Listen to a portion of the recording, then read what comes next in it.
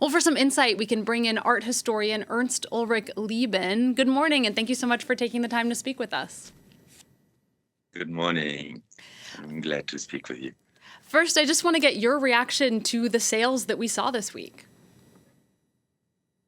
There's very astonishing results, but when you look at the pictures and the rarity and the popularity of these artists, there is a reason for the fact that they can reach prices like this in the current art market.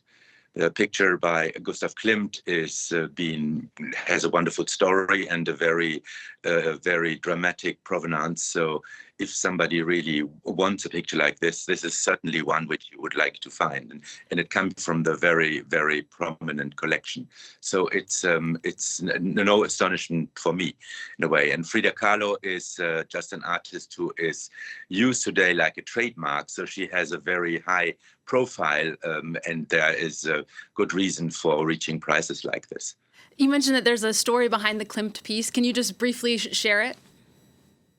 Yes, the picture by Ms. Lederer had been painted by Gustav Klimt and then taken away from the family, which was persecuted because they were Jewish in Vienna after 1938. And there was a whole story of the daughter of the Lederer family who is portraited, and that she actually gave the information that she was an innocent daughter of Gustav Klimt. So she survived as like in hiding in Vienna, and the picture could stay with the family. And it's just very rarely that you have such a dramatic background to a picture. And for those of us who aren't members of the 1%, so most of us, I imagine, it's hard not to see auctions like this and think, these works should be in museums or other public places. What do you think about that sentiment?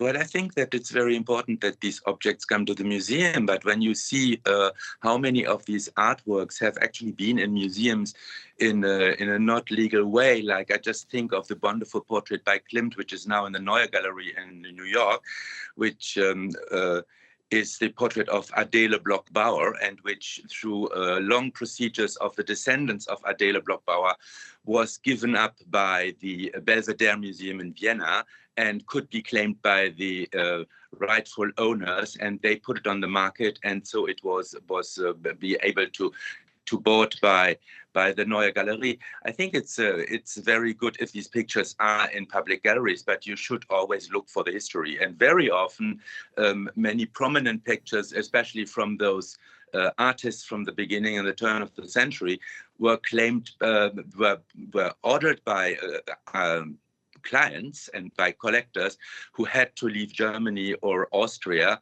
or were looted in France. And so it's just that these works come back to the rightful owners and often leave museums where they had been not in the right place. Yeah, you're saying that they were made to begin with for private clients.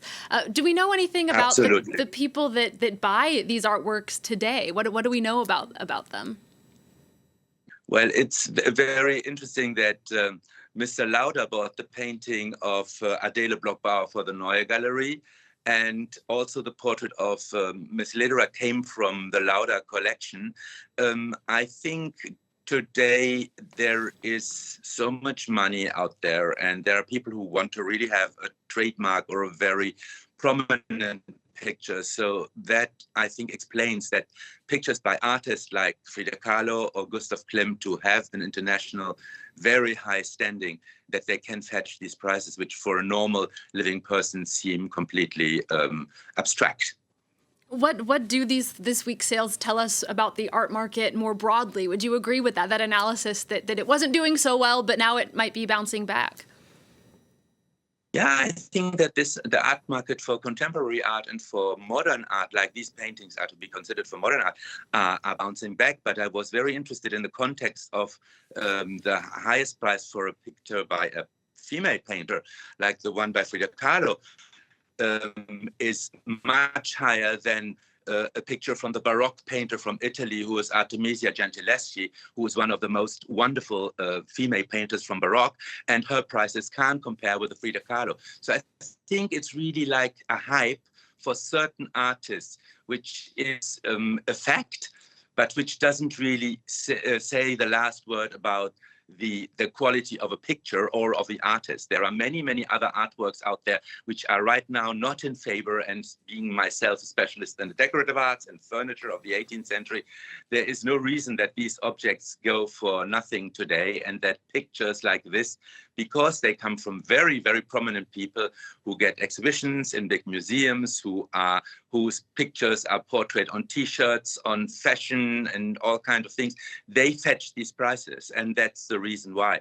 I think it's a hype in a society which goes more and more influenced by influencers, by mass communications with the internet. So it's something which has nothing to do really with artistry or the real science. It's a kind of hype or something like the new world functions today. And given that hype, do you think that the people who buy them are buying them for pure love of the art itself, or is it sort of an economic investment?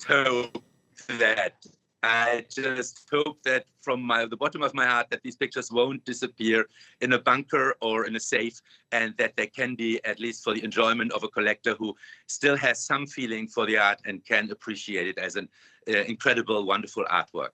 And just finally, if you yourself could have bought any piece from the last week, is there any that stood out to you? What would it have been? I know, for example, there was a golden toilet that was on sale.